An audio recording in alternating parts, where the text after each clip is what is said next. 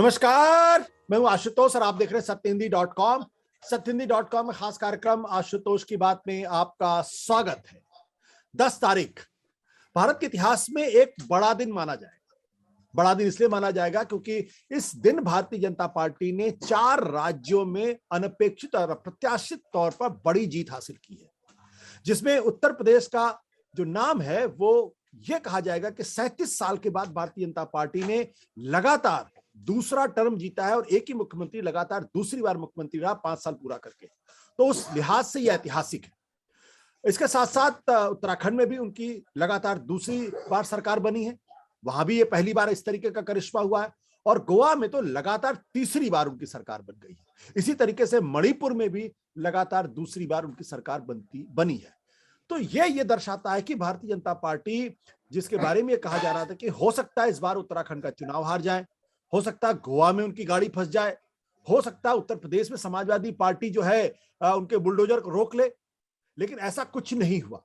उस लिहाज से कहा जाएगा तो भारतीय जनता पार्टी की बहुत बड़ी जीत है और कई बरसों तक इस बारे का अन्वेषण किया जाएगा कि आखिर ऐसा क्या हुआ कि उनको इतनी बड़ी जीत हासिल हुई है। जब हम आपसे बातचीत कर रहे हैं तो उस वक्त उत्तर प्रदेश से भारतीय जनता पार्टी गठबंधन को 260 से ज्यादा सीटें मिली हैं। अखिलेश यादव का वोट शेयर 36% के ऊपर हुआ है। उसके बावजूद भी वो भारतीय जनता पार्टी से आधे नंबरों पर रुक गए हैं। भारतीय जनता पार्टी और समाजवादी पार्टी के बीच में तकरीबन 7.5 से 8% का गैप भी है। तो आखिर क्या कारण है कि भारतीय जनता पार्टी इतने बड़े बहुमत से जीती और आगे की रणनीति क्या हो सकती है, 2024 में क्या हो सकता है?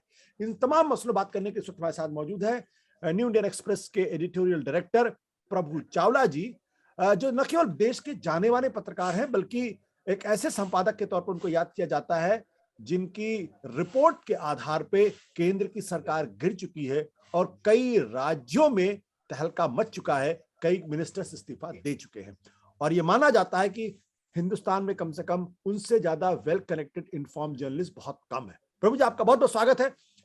ये जो जीत आप देख रहे हैं भारतीय जनता पार्टी को, इसको आप कैसे डिफाइन करते हैं? इसमें आप एक चीज मान करके चलिए, 2019 के बाद 2018 के बाद देखता है कि बीजेपी की दोबारा सरकार नहीं बन रही थी। हर जगह वो हार रहे थे, जैसे महाराष्ट्र में हुआ, हरियाणा में ऑलमोस्ट हार गए थे और बिहार में भी हारने की स्थिति में थे। ये पहली बार हुआ है कि जबकि चारों स्टेट्स के अंदर जहां वो रूल कर रहे थे रिपीट हुए हैं। ये बात आप ठीक है कि 35 साल के बाद पहली बार भारतीय जनता पार्टी में 2 उत्तर राज्यों में, उत्तराखंड भी उत्तर प्रदेश का पहले भाग था, वहां पर दोनों चीफ मिनिस्टर उनके वापस लौट करके, हालांकि चीफ मिनिस्टर एक प्रदेश में हार गए हैं परंतु पार्टी जीत करके आ गई है।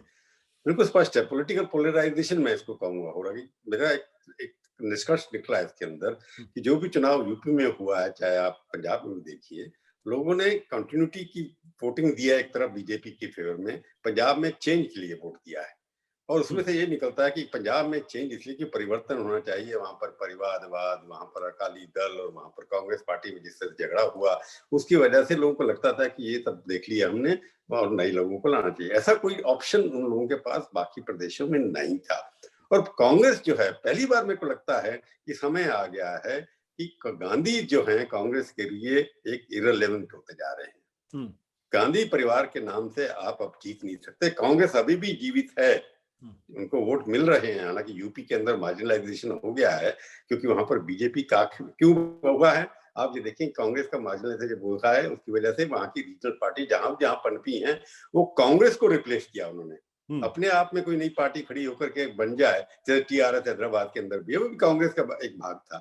अगर वहां जगन रेड्डी है, वो भी कांग्रेस का एक भाग था। एक तमिलनाडु को छोड़ करके देखेंगे तो कांग्रेस को रिप्लेस करने के लिए रीजनल नेता जो वहां पर खड़े हुए हैं, उन्होंने कांग्रेस का ऑल्टरनेटिव खड़ा किया और बीजेपी उनको हराने में कहीं भी सफल नहीं हुई, एक्सेप्ट यहाँ पर उत्तर प्रदेश के अंदर। पर उत्तर प्रदेश के अंदर भी एक बड़ा नेता उन्होंने खड़ा किया, योगी को। योगी मुख्यमंत्री कैंडिडेट नहीं थे। अगर 50 सीटें बीजेपी की पिछले चुनाव से कम हुई हैं, अगर योगी जी नहीं होते तो शायद बहुत नीचे चली जाती है। एक मेरा मान कल्पना है, ये उसके बाबत कोई थीसिस कह नहीं सकते, परंतु कम हुई है। कम होने का कारण यही है कि एक योगी नेता जैसा नहीं होता। अखिलेश के मुकाबले में योगी बहुत भारी पड़ गए, अपने काम से पड़ गए। क्योंकि आपको यूपी के अंदर देखना कि एक इश्यू जो बन गया था वो ये था कि लॉ एंड ऑर्डर, मैं उस दिन भी आपको कह रहा था कि लॉ एंड ऑर्डर जो है महिलाओं को काफी इफेक्ट करता है। मैं लड़की हूँ, लड़ सकती हूँ, पर वहां की लड़कियां निकल भी नहीं सकती थी उस जमाने के अंदर। मैं भी यूपी में 2 दिन के लिए गया था, मेरे को लगा कि वहां पर लॉ एंड ऑर्डर और सब्सिडी जो दी गई है उसका इम्प्लीमेंटेशन जो हुआ है, और योगी जी की इमेज, अपनी पर्सनल इमेज होना और बड़ा स्ट्रॉन्ग हिंदू साइकोलॉजी है, हीरो वर्शिपिंग है, ऐसा लगता है जी दबंग नेता होना चाहिए। दबंग उस समय में जो क्रिमिनल नेता है वो हार भी गए, कई सारे जेल में थे वो भी हार गए।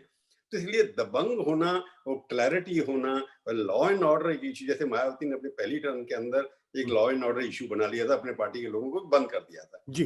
परंतु बीजेपी का वापस आना उत्तर प्रदेश के ऐतिहासिक इसलिए है कि वहीं से बीजेपी की सरकार बनती है। पहले थी जब अटल जी की सरकार, बीजेपी की यूपी के मुकाबले में नहीं बनी थी, उनको बाकी पार्टियों ने सहयोग दिया था इसलिए बनी थी। अगर बीजेपी आज इंडिपेंडेंट मेजोरिटी लेकर बैठी है तो यूपी उसका कंट्रीब्यूशन है। 64 जब 65 सीटें पहली बार सबसे ज्यादा सीटें आई थी, तो यूपी जीतना बीजेपी को 2024 के लिए बहुत जरूरी है। तो मेरा कहने का मतलब ये कि इसका रिजल्ट क्या है? रिजल्ट ये है कि परिवर्तन वहां पर पंजाब के अंदर, कॉन्टिन्यूटी जो है सरकार की, वो अब मणिपुर जैसे प्रदेश के अंदर बीजेपी अपने दम पर, नॉर्थ ईस्ट के अंदर पहली बार हुआ कि नॉर्थ ईस्ट हमेशा पॉलिटिकली, सोशली, इकोनॉमिकली देश से कटा हुआ था। तो बीजेपी ने एक नारा दिया कि अगर आप भारत का अंग बनना चाहते हैं, भारत के साथ जुड़ना चाहते हैं, रीजनल लीडर को अपने साथ लिया, उनको मर्ज किया, तो नेशनल एस्पिरेशन इंस्पिरेशन बना करके उनको जोड़ने की कोशिश की। वहां पर लोगों ने उसे खड़ा किया। तो जो आप कह रहे हैं कि बीजेपी एक दोबारा जीत करके आई है, यस, उन्होंने अपनी सीटें रिटेन की हैं। अगर कोई उनका क्रिटिक होगा, जो मोटिवेटेड होगा, वो ये कहेगा कि उनकी सीटें कम हुई है, 50 यूपी में कम हो गई, 20 उत्तराखंड में कम हो गई, या 10 कम हो गई। इसलिए ओवरऑल देखेंगे तो वोट तो उनके बढ़े पर सीटें कम हुई हैं। गोवा में भी लगभग उतनी सीटें जितनी उनके पास पहले थी। परंतु कंटिन्यूटी करना, अपने आप में मैंडेट दोबारा लेना, ये मोदी जी की इमेज को अभी भी डेंट नहीं कर पाया कोई भी नेता के। ये ऑपोजिशन पार्टियां आपस में लड़ती जा रही हैं। सबसे अच्छी बात जो यूपी रहा है कि वहां पर बीएसपी का मार्जिनलाइजेशन हो जाना। कांग्रेस का तो एक्सपेक्टेड था, कांग्रेस तो जाएगी, हारेगी, वहां पर कुछ नहीं रहेगी, पर बीएसपी मार्जिनलाइज हो गई है। वो मायावती की मर्जी से हुई है या मायावती के खिलाफ हुई है, ये सोचने की बात है। परंतु मेरे को लगता था मायावती जी ने अपने आप को मान लिया कि मेरे को पॉलिटिक्स नहीं करनी है। ठीक है, बट प्रभु, इस चुनाव की एक दूसरी खास बात ये, कोई दो राय नहीं कि योगी आदित्यनाथ और भारतीय जनता पार्टी को भारी बहुमत मिला है। वो ये तो तुकबंदी है या कहते कुतर्क है कि 50 सीटें उनकी कम हो गई या ज्यादा हो गई, क्योंकि आज की तारीख में भी उनके पास लगभग 2/3 बहुमत की स्थिति पैदा है, और वो भी 5 साल के इनकम्बेंसी के बाद, तो एक बड़ी जीत है। लेकिन जिस तरीके से समाजवादी पार्टी और अखिलेश यादव ने अपना वोट शेयर तकरीबन 12% बढ़ाया है, 22% से लेकर 36% तक लेके गए हैं, और ये समाजवादी पार्टी के इतिहास में पहली बार इतना वोट शेयर उनका बढ़ा है। तो इसको आप किस नजरिए से देखते हैं कि हार में भी क्या अखिलेश यादव को संतोष होना चाहिए कि उन्होंने पार्टी में ग्रोथ की है? देखो, आपको अखिलेश यादव को दाद देनी पड़ेगी कि वो अकेला आदमी जब कैंपेन कर रहा था, एक तरफ मोदी, उनके बड़े बड़े मिनिस्टर, और योगी बड़ी बाहर थे, साधनों की उनके पास कमी नहीं थी, उनके पास सरकार थी उनके हाथ के अंदर। उसके बावजूद भी 130 सीटें लेकर के आना, पहले 46 या 45 सीटें थी। तो इसका मतलब ये है कि यूपी की राजनीति के अंदर दो ऑल्टरनेटिव आपके सामने खड़े हो गए, चाहे वो पर्सनैलिटी बेस्ड है, योगी और अखिलेश। परंतु अखिलेश अपने आप में यूपी के अभी एक्सेप्टेड ऑपोजिशन लीडर बन चुके हैं, पहले भी थे, अब बन चुके हैं, और उन्होंने अपनी सीटें बढ़ा के दिखाई हैं, अकेले अपने दम पर बढ़ा के दिखाई है। अगर वो ज्यादा मेहनत करते, कि उनके बात होता है कि लेट बैक रहते हैं, वो ज्यादा मिलते नहीं है, संगठन नहीं खड़ा किया उन्होंने, कनेक्टिविटी नहीं है, जिस तरह से योगी अब प्रचार में रहते थे, जिस तरह से प्रचार बाकी सरकार कर रहे थे। तो योगी और मोदी के प्रचार के बाद, उनकी पर्सनैलिटी के बाद, उनके काम के बावजूद भी अखिलेश जो है 100 का आंकड़ा पार कर गए, क्योंकि बीजेपी का नारा 300, इस बार भी 300 पार, उसको रोकने में अखिलेश अगर सफल हुए तो अखिलेश ही सफल हुए। बाकी कांग्रेस पार्टी तो 0 पे आ गई।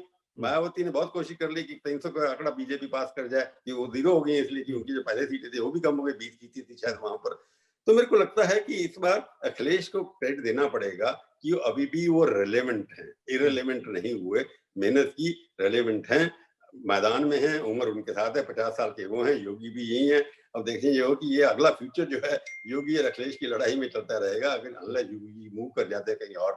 इसके लिए अगले 10 साल के अंदर आपको यूपी के अंदर योगी और अखिलेश ही दिखाई देंगे, बाकी तो सारे के सारे 0 हो गए। ये जो बार बार कहा जा रहा था कि दरअसल बहुत सारा जो ओबीसी के वोट शेयर हैं वो भारतीय जनता पार्टी से खिसक कर समाजवादी पार्टी की तरफ जा रहे हैं, क्या वो बिल्कुल निराधार बातचीत थी? क्योंकि बहुत नेता भारतीय जनता पार्टी से छोड़ के गए थे, कुछ छोटी छोटी जातियों और छोटे छोटे गठबंधनों के साथ अखिलेश ने अपना गठबंधन भी बनाया था।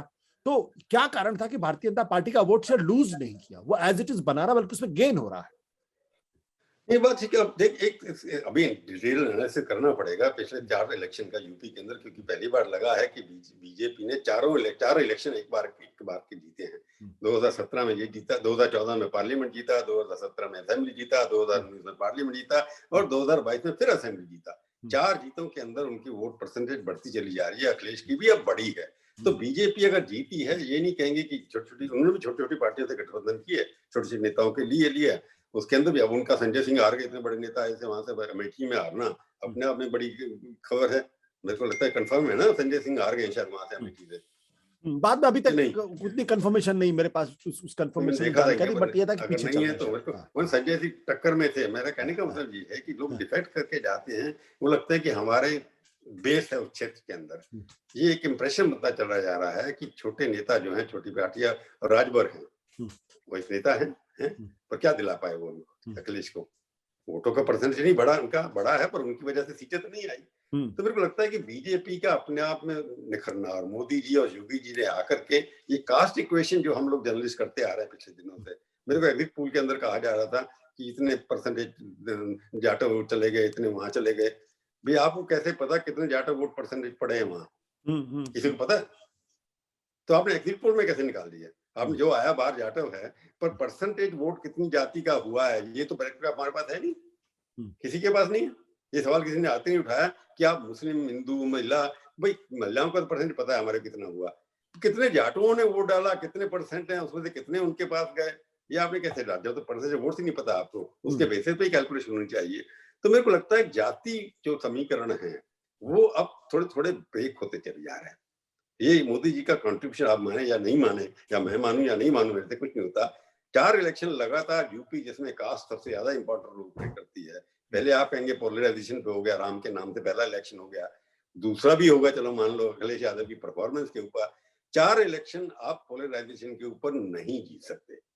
वोट हालांकि परफॉर्मेंस कम हुई है, सीटें कम हुई है, परंतु मेरे को लगता है जितनी भी बेनिफिट्स हुई हैं ग्राउंड के अंदर, पहले जो मोदी जी कहना था कि पहले 1 रुपए जाता था, 85 पैसे नहीं मिलते थे, 15 पैसे जाते थे, मेरे को लगता है ये रिवर्स हो गया है, जिसकी वजह से लोगों के हाथ के अंदर डायरेक्ट ट्रांसफर जो हो रहा है, चाहे वो गैस का कनेक्शन हो, दोबारा नहीं खरीद पाते दूसरी बात है, चाहे किसान के पैसे हो, चाहे महिलाओं के लिए कुछ और हो, तो डायरेक्ट ट्रांसफर के माध्यम से उन्होंने जातियों को तोड़ दिया है, जातियों को उनका स्टेक होल्डर बना दिया कि हमारे को इस सरकार में कुछ ना कुछ आर्थिक सहायता मिल रही है, मकान मिल रहे हैं, जो कुछ मिल रहा है, जितने लोगों को मिल रहा है, करप्शन कम हुई है, लोगों को डायरेक्ट बेनिफिट मिल रहे हैं, वो महिलाओं के अंदर गहन कर गया। तो उससे जातीय समीकरण टूटते चले जा रहे हैं।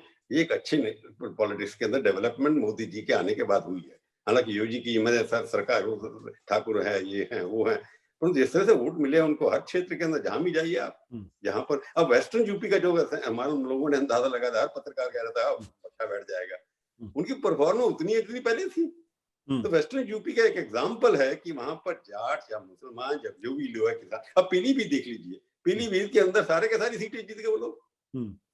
तो इसका मतलब यह है कि ये जातिवाद, ये बांटना वोटों को, मोदी जी और योगी जी ने उससे ऊपर उठ करके कुछ ऐसी चीजें उनको दी जिनके ऊपर विश्वसनीयता जो है, इनकी क्रेडिबिलिटी ऑफ लीडरशिप जो है वो ज्यादा इन लोगों की है, जिसकी वजह से जातियां अति बैकवर्ड, या ये बैकवर्ड, हालांकि मुस्लिम यादव इनके पास गए हैं, परंतु अखिलेश यादव भी ऐसी सीटों पर जीते हैं जहां पर पिछली जातियां ज्यादा समाज शेड्यूल कास्ट सीटें भी जरूर जीते हैं कुछ 2-4 उसके अंदर। तो इसको कहना मुश्किल है कि जब लीडर आपके पास बड़ा होता है, उस लीडर के पीछे सब छोटी बड़ी सब जातियां इकट्ठी हो जाती हैं। तो ये एक निशानी है इसमें। आप योगी फैक्टर को कितना इंपॉर्टेंट मान रहे हैं इस चुनाव पे? क्योंकि अभी तक ये कहा जा रहा था कि भारतीय जनता पार्टी अगर जीतती है तो मोदी जी की वजह से जीतती है, चाहे वो राष्ट्र का चुनाव हो, चाहे वो प्रदेश का चुनाव। जहां उनका जादू नहीं चलता था, जैसे बंगाल में नहीं चला तो भारतीय जनता पार्टी हार गई, दिल्ली में नहीं चला, भारतीय जनता पार्टी हार गई। ये पहली बार ऐसा है जब ये कहा गया कि योगी जी के चेहरे पे चुनाव लड़ा जा रहा है और जीत में भी उनके सिर पर सेहरा बंध रहा है। उनका कितना कंट्रीब्यूशन, क्या वो भी मोदी की तरीके से एक्स फैक्टर के तौर पर उभर रहे हैं? ये मैंने आपको बताया ना, शुरू में बताया कि अगर मोदी जी वहां पर अगर योगी नहीं होते तो 50 सीटें की कमी हुई है, वो शायद उससे ज्यादा होती। तो योगी जी अपने आप में कहा कि ऐसे नॉन कंट्रोवर्शियल चीजें in terms of corruption, in terms of law and order, में जिस तरह जो भी आप कहें कि माइनॉरिटी सेफ नहीं थी, ये हुआ, गौ हत्या के नाम पर ये हुआ, सब कुछ किया उन्होंने। परंतु जो आप बात कहना चाह रहे हैं कि योगी जी के कंधे पर हाथ जब जिस दिन मोदी जी ने रख दिया और उनसे हाथ उठाकर भी सिग्नल भी बनाया, उन्होंने देखा होगा आपने कि दोनों, तो मोदी जी को भी लगा कि ये व्यक्ति है जो एक्स्ट्रा एडिशनल वोट्स जो हैं ला सकता है, और बीजेपी की जो एंटी इनकम्बेंसी वोट्स कम होंगे, जो हारेंगे लोग, ये उनकी भरपाई कर सकते हैं। तो योगी जो है अपने आप में यूपी के अंदर मोदी बन गए। वो तो यूपी के मोदी जो हैं वो योगी हैं, तो मोदी प्लस योगी अति उत्तम उपयोगी हो गए वो जाकर के। तो उत्तम उपयोगी को बनाने के अंदर मोदी जी का कंट्रीब्यूशन है, क्योंकि उन्होंने सारे प्रदेश को दिखा दिया कि मैं इनके साथ खड़ा हूं। किसी और चीफ मिनिस्टर के कंधे पर हाथ उन्होंने पहले नहीं रखा था, ना किसी मंत्री पे रखा था। तो मोदी जी को भी लगा कि यूपी 2024 के लिए इंपॉर्टेंट है, और यूपी जीतने के लिए योगी का कंट्रीब्यूशन रिकॉग्नाइज करना पड़ेगा। और उन्होंने किया, मोदी जी ने उनके ऊपर हाथ रखा, उनके साथ खड़े रहे, उनका नाम लिया बार बार, और सारी पार्टी ने लिया। इसलिए मेरे को लगता है कि योगी जी का कंट्रीब्यूशन बीजेपी को रिटेन करने में बहुत बड़ा कंट्रीब्यूशन है। पार्टी का संगठन तो था, वो गोरखपुर से 7 बार जीत के, 5 बार चुनाव जीत के यंगेस्ट एमपी रहे हैं, तो गोरखपुर उनका अपना एक किस्म से है, तो उनको हरा नहीं पाया है। तो योगी जी का पॉलिटिकल वैक्यूम, जो political vacuum Bharatiya Janata party का संगठन तो बनाया, पर संगठन को बनाने के बावजूद जीतना ना, वो पार्टी में कभी नहीं रहे, पार्टी के ऑफिस में कभी नहीं रहे, सीधे मुख्यमंत्री बने, मंत्री भी किसी सरकार में नहीं थे वो। तो इसलिए एमपी सीधे मुख्यमंत्री बन जाना, तो उन्होंने दिखा दिया कि मेरे अंदर लीडरशिप की क्वालिटी है, मैं जनता को लीड करता हूँ, पार्टी तो है ही। पार्टी वहां पर बीजेपी है, परंतु बीजेपी बिना योगी और मोदी के जीत सकती है, ये डाउट है। बिल्कुल। अभी तक ये कहा जा रहा था कि जैसे अटल आडवाणी की जोड़ी है, वैसे अमित शाह मोदी की जोड़ी है। क्या अब इस जोड़ी में एक तीसरा एंगल भी जुड़ गया है, और क्या योगी में भविष्य के बीजेपी का नेतृत्व देखा जा सकता है? देखिए, आप देखिए, मास लीडर की बात थी पहले, अटल जी मास लीडर थे, आडवाणी जी मास क्लास लीडर थे। तो उस तरह के योगी एक इंटेलेक्चुअल फेस थे, अटल जी आना की सोबर फेस थे, ये हार्ड फेस थे। ये तो तीनों हार्ड नेतृत्व फेसेस है, चाहे मोदी ले लीजिए, चाहे योगी ले लीजिए, अमित शाह ले लीजिए। अमित शाह संगठन के आदमी है, आडवाणी जी भी संगठन के आदमी थे, पर वो इंटेलेक्चुअल की ज्यादा बात करते थे, अंग्रेजी को ज्यादा पसंद करते थे, वो अपना एलिटिस्ट बीजेपी के लीडरशिप में रहते थे। हमेशा के आम जनता थे, उनकी आम कार्यकर्ता थे, उनकी बहुत कम कनेक्शन थी, मोदी जी की ज्यादा थी। योगी जी में यह है कि वो आम जनता से जुड़े हुए हैं, वर्कर से चाहे ज्यादा नहीं मिलते हो, परंतु एमएलए से ज्यादा नहीं मिलते हो, परंतु उनके अभाव वर्कर से उनका कनेक्शन सीधा जनता के साथ है। मोदी का कनेक्शन सीधा जनता के साथ कम्युनिकेशन होता है। जब आप जनता से डायरेक्ट कम्युनिकेशन करते हैं तो आप पार्टी से बड़े हो जाते हैं। तो मैं जो आप कह रहे हैं, अमित शाह संगठन के आदमी है, मास लीडर अभी उभर रहे हैं धीरे धीरे, क्योंकि जब भी जाते हैं उनको यूपी के अंदर भीड़ मिलनी शुरू हो गई थी। परंतु मास लीडर पार्टी के अंदर आप मान करके चले, योगी जी की डिमांड अब साउथ इंडिया में भी है। साउथ इंडिया में हालांकि बीजेपी कर्नाटका के अलावा कहीं अब एग्जिस्ट भी नहीं करती, कोई उनके पास तोड़ भी नहीं है अभी बीजेपी के पास साउथ के अंदर, केरला में बड़ी कोशिश की नहीं कर सकते।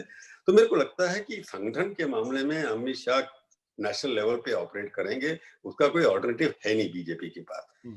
और योगी जी ऑल्टरनेटिव एक रिस्पॉन्स है, जहां मोदी जी नहीं जा सकते, उनका प्रयोग योगी जी वहां पर करके भगवा पहन करके जा सकते हैं। तो एक ऑल्टरनेटिव मॉडल उनके पास है भारतीय जनता पार्टी के पास। आडवाणी जी भीड़ नहीं इकट्ठी कर सकते, आडवाणी जी अट्रैक्ट नहीं कर सकते थे। मोदी और योगी दोनों ऐसे हैं जो जनता को अट्रैक्ट कर सकते हैं, वर्कर को कॉन्फिडेंस दिलवा सकते हैं, और आइडियोलॉजिकल कन्विक्शन की बात कर सकते हैं। इसलिए मोदी और योगी अब पहली बार है बीजेपी के अंदर, अटल जी के बाद 2 नेता हैं जो राष्ट्रीय स्तर पर पॉपुलर है। तो क्या योगी को मोदी का उत्तराधिकारी माना जा सकता है?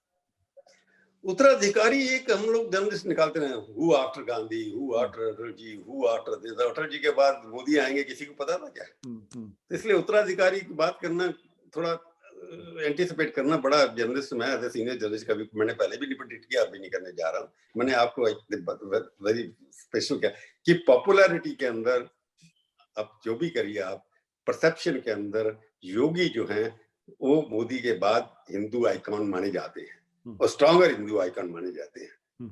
एडमिनिस्ट्रेटर में भी अच्छे हैं वो मोदी जी की तरह, अपील भी उनकी है, पर कंट्रोवर्सी आता है मोदी जी ने, क्योंकि 12 साल डेवलपमेंट किया, वहां पर उनका एक मॉडल बना हुआ था। अब योगी अगले 5 साल के अंदर एडमिनिस्ट्रेटिव मॉडल अपना बदल देते हैं, अब वो सड़क पर ग्राउंड पे ज्यादा करके दिखाते हैं। अखिलेश ने किया था। योगी जी अगले 5 साल के अंदर डेवलपमेंट एजेंडा यूपी के अंदर पर कैपिटा इनकम लेके आते हैं, पर ट्रिलियन इकोनॉमी बना देते हैं, डॉलर बना देते हैं, इन्वेस्टमेंट कर देते हैं। तो मोदी जी मास लीडर के अलावा हैं डेवलपमेंट के ऊपर, योगी जी भी मास लीडर के साथ अगर डेवलपमेंट कर देंगे तो एक अच्छे एडमिनिस्ट्रेटर की इमेज भी बनाता है मोदी जी। योगी के लिए चैलेंज है कि वो अपने आप को, अब उनको प्रूव करना है कि लॉ एंड ऑर्डर के अलावा बाकी चीजों के अंदर भी वो ध्यान देंगे। तो आप जो कहते हैं उत्तराधिकारी है कि नहीं है, बीजेपी के अंदर अब 2 राष्ट्रीय नेता हैं जो किसी पार्टी के पास नहीं है। तो क्या उनमें एक भी नहीं है किसी के पास। तो नहीं, ये मेरा एक सवाल, इंटरेस्टिंग सवाल है, क्योंकि बहुत अब ये जब से आज चुनाव जीते हैं उसके बाद से लगातार टीवी चैनल्स पे चर्चा हो रही है, लगातार इस पे बातचीत भी हो रही है कि क्या मोदी के बाद योगी प्रधानमंत्री बन सकते हैं, क्या उनके अंदर प्रधानमंत्री बनने की काबिलियत या खासियत है या नहीं है। ये एक सवाल आज फ्लोट हुआ है बड़ी तेजी के साथ। इस सवाल से पत्रकारों के पास सारा दिन बैठना टीवी चैनल पे, कुछ ना कुछ तो कहना ही है ना उनको कि अपने अंदाजे लगाते रहिए। जो लोग पत्रकार कह रहे थे कि 250 नहीं मिलेंगी, 200 नहीं मिलेंगी, ये नहीं मिलेगी, इसलिए मैं कभी प्रेडिक्शन पढ़ता नहीं। आपने कोशिश की कई बार, मैंने कहा स्टेट का कॉन्टेस्ट होगा तो प्रॉब्लम होगी, पर ठीक है 130 सीटें बहुत होती है उसके लिए। पर जो मोदी के बाद पहले तो मोदी की वैकेंसी है कि नहीं है। सवाल ये कि अभी तो बने हैं 2024 में, वो बनने जा रहे हैं, चुनाव जीतेगी बीजेपी तो मोदी ही बनेंगे, योगी जी नहीं बनने वाले हैं। अब 2029 की बात है, 2022 में आप करें अडवाणी जी बने, सब कहते थे अडवाणी जी 100 सीटों से भी नीचे ले आया बीजेपी पार्टी को उस वक्त जब आए थे। तो इसलिए बीजेपी के अब अडवाणी को लेंगे, जब अडवाणी को प्राइम मिनिस्टर प्रोजेक्ट किया तो पार्टी हार गई। तो इसलिए प्रेडिक्शन को अडवाणी नेचुरल सक्सेसर थे, चाहे जनता चाहती थी नहीं चाहती थी, पार्टी ने बना दिया। अब यहाँ तो जनता के बीच में आप जीत कर के आए हैं। अडवाणी जी ने कभी कोई स्टेट थोड़ा जिताया था, पार्टी ठीक है उन्होंने बनाई, उनकी वजह से पार्टी आज पावर में आई है, उसका श्रेय अडवाणी जी को भी जाता है। अडवाणी जी ने 2 मेंबर से ला करके पार्टी में ला करके सत्ता में खड़ा कर दिया, पर 200 सीटों से ऊपर तो बीजेपी उनके नेतृत्व में भी नहीं आई। परंतु पार्टी को नेशनल लेवल पे खड़ा करना, 5 प्रदेश सारा देश, अटल जी उन्होंने नारा दिया था तो आ गया सारा। अटल जी की आप भाषण याद है आपकी? एक याद भाषण दिया था जब हार गए थे 1 वोट से, उनका आखिरी सेंटेंस भी मैं आपको याद कर देता हूँ। उन्होंने कहा था कांग्रेस पार्टी आज हमारे पर हंस रही है, हम हार रहे हैं। एक दिन आएगा जब कांग्रेस के ऊपर सारे लोग हंसेंगे, कांग्रेस सारे देश से सफा हो जाएगी और लोग उनके ऊपर हंसेंगे।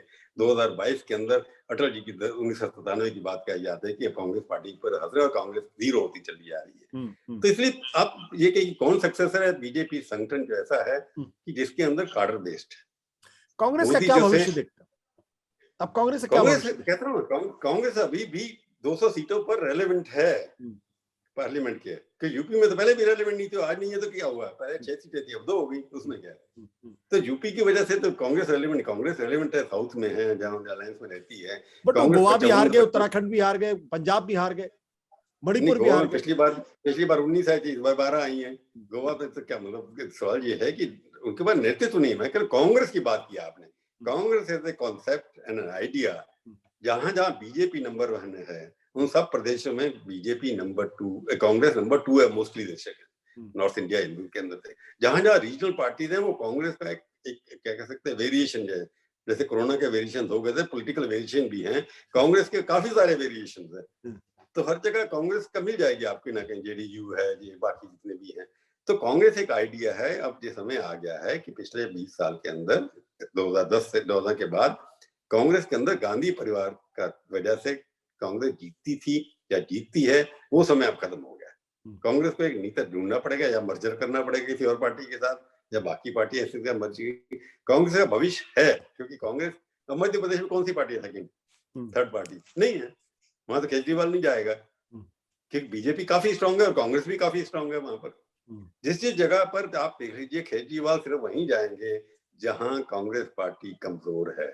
जहां बीजेपी स्ट्रांग है वहां केजरीवाल साहब अभी नहीं जाएंगे, कुछ और दिनों के वो कांग्रेस को बीजेपी के साथ मिलकर के कांग्रेस को मुक्त पहले करेंगे, फिर आपस में दोनों टक्कर होगी फाइनली जाकर। लोग कहते हैं केजरीवाल और योगी में टक्कर होगी 2029 में, किसी ने शुरू कर दिया आज, मैंने सुना किसी चैनल के अंदर कि 2029 के अंदर टक्कर होगी केजरीवाल की और योगी जी की।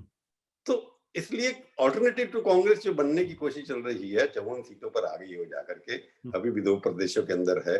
तो कांग्रेस का भविष्य अभी भी है, क्योंकि कांग्रेस की जो सेकंड जनरेशन है स्टेट लेवल पे कई जगह अच्छी स्ट्रॉन्ग लीडरशिप है उनके पास, पर सेंट्रल लीडरशिप जब तक अपने आप को मर्ज नहीं करेगी वर्कर के साथ, अभी तो अपने अलग से गांधी कांग्रेस अलग, गांधी अलग है, कांग्रेस अलग है, दोनों में मिलाप नहीं होता कभी भी।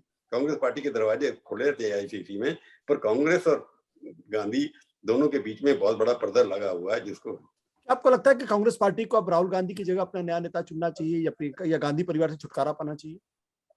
नहीं, मेरे को नहीं लगता है। कांग्रेस को क्या लगता है, मतलब मैं तो कौन होता हूँ उनको करने वाली है। सवाल ये है कि राहुल गांधी की वजह से पार्टी नहीं जीत सकती, ये स्पष्ट है। उनको इलेक्शन जीतना नहीं आता, जिताना नहीं आता। अच्छा, थोड़े अग्रेसिव हैं, बेटर है, पहले फोकस्ड हैं, परंतु वो कनेक्ट नहीं कर पाते। जनता उनके ऊपर वो नहीं है। प्रियंका गांधी ने बड़ी कोशिश की यूपी के अंदर, अब वोट भी नहीं बढ़े, अभी सीटें भी नहीं बढ़ी, परंतु क्योंकि उनका ये है कि स्टार वैल्यू है। आजकल स्टार वैल्यू से वोट नहीं मिलते भैया। भगवत मान भी स्टार है, पर वहां पर कार्यकर्ता उन्होंने एक चेंज की बात की है, पर स्टार वैल्यू से नहीं बनते। तो मेरे को लगता है गांधी परिवार को अभी पीछे रहना चाहिए। जैसे शेयर होल्डर थे, ठीक है, आप परमानेंट शेयर होल्डर हैं, Congress party is owned by Congress people, you are the single party owner of the Congress party, तो आप प्रोफेशनल को हैंड ओवर कर दिए, CEO बना दीजिए, किसी को डायरेक्टर बना दीजिए। जैसे होता है कि कई बार प्रमोटर्स जो होते हैं कंपनी के, वो पीछे हट जाते हैं। तो इनका मैं आ गया कि हम नहीं चला सकते ये कंपनी, कांग्रेस पार्टी जो है, हमें दूसरे लोगों को हैंड ओवर करनी चाहिए, एक CEO चेयरमैन जिसको बना दे और उसको अकाउंटेबल बनाए। अब समय आ गया कि गांधी परिवार पॉलिटिक्स से थोड़ा पीछे हट जाए। आप अब केजरीवाल का भविष्य क्या देखते हैं? पहले दिल्ली, उसका पंजाब, और पंजाब में भी मैसिव विक्ट्री, यहां तक कि प्रकाश सिंह बादल जैसे दिग्गज नेता भी चुनाव हार गए हैं। उनका कोई राष्ट्रीय आप देखते हैं उनका भविष्य? देखो, उनका जो एक भाई जिस तरह की बातें करते हैं, जिस तरह से देते हैं कि एक ऑल्टरनेटिव एजेंडा तो प्रेजेंट करते हैं, ऑल्टरनेटिव व्यू पॉइंट प्रेजेंट करते हैं, नैरेटिव प्रेजेंट करते हैं। केजरीवाल में ये है कि वो हिंदी में बोलते हैं कई बार, और कई चीजें ऐसी सिंपल लैंग्वेज में बोलते हैं। वो तो इधर उधर की कोई ऑर्नामेंटल लैंग्वेज की बात नहीं करते, स्टेट बात करते हैं। तो उनका नॉर्थ इंडियन के साथ कनेक्टिविटी हो जाती है। उन्होंने कोशिश की हरियाणा में, तब आप भी थे तब, हरियाणा में नहीं चली उनकी बात, क्योंकि वहां पर फिर मैंने कह रहा हूँ जहां जहां बीजेपी स्ट्रांग है वहां पर केजरीवाल को थोड़ी प्रॉब्लम आ रही है। अब वहां भी गए थे ये लोग, उत्तराखंड के अंदर, गोवा में भी गए थे, पर लास्ट मोमेंट पे देखा कि थोड़े पीछे हट गए, उतना अग्रेसिव नहीं थे। पर मेरे को लगता है केजरीवाल अभी स्ट्रेटजी बनाएंगे, पंजाब मॉडल दिखा करके, जैसे दिल्ली मॉडल की बार बार बात करते हैं, वो पंजाब मॉडल अब उनके पास फुल स्टेट है। ये स्टेट अगर नहीं चला पाए तो केजरीवाल का भविष्य नहीं होगा उसके बाद। पंजाब की गवर्नेंस प्रूव करेगी कि केजरीवाल के पास कोई स्टेट मॉडल है, कि पंजाब बैंकरप्ट स्टेट है, दिल्ली रिच स्टेट है। बैंकरप्ट स्टेट को वहां पर फाइनेंशियली वायबल बनाना, वहां पर दारू वगैरह जो है, जो नशाबंदी है, जो क्रिमिनल है, और बॉर्डर स्टेट है सबसे बड़ी। तो बॉर्डर स्टेट के अंदर अब केजरीवाल अगर अपने आप को सक्सेसफुल कर लेते हैं तो एक बड़ा नेशनल इशू बन सकता है, नेशनल आइकॉन बन सकते हैं। अगर दिखा दे कि पंजाब मैंने 0 से 10 पे ले आया, 20 पे ले आया 100 में से, तो उनका ये होगा प्रयत्न कि केजरीवाल बार बार दिखाएंगे मेरे पास अभी तक पूरा स्टेट नहीं था। वो बहाना भी नहीं हुआ उनके पास कि तुम्हारी सरकार है जहां पर 92 MLA हैं, वहां पर अगर आप कन्वर्ट नहीं करते पंजाब को प्रोस्पेरिटी में, तो फिर आपके पास कोई भी मॉडल नहीं है, कोई बहाना नहीं है कि आप कंट्रोल कर रहे हैं। तो केजरीवाल के लिए पंजाब जीतना जहां एक घमंड की बात है, वहां एक बहुत बड़ा चैलेंज है कि Kejriwal model of governance and politics वो वहां पर प्रूव होगी कि उनके पास कोई ओरिजिनल चीज है कि नहीं है, किसी फेल्ड स्टेट को वो सक्सेसफुल स्टेट बना सकते हैं कि नहीं। थैंक यू सर, इतनी अच्छी लंबी चौड़ी बातचीत करने के लिए बहुत बहुत शुक्रिया आपका। और हम हमारी ये बातचीत आगे भी चलेगी और हम जानने की कोशिश करेंगे कि देश की राजनीति में और कुछ क्या क्या हो रहा है, क्या क्या हो सकता है। बहुत बहुत शुक्रिया, धन्यवाद, नमस्कार। सत्य हिंदी का ऐप डाउनलोड करें गूगल प्ले स्टोर पर।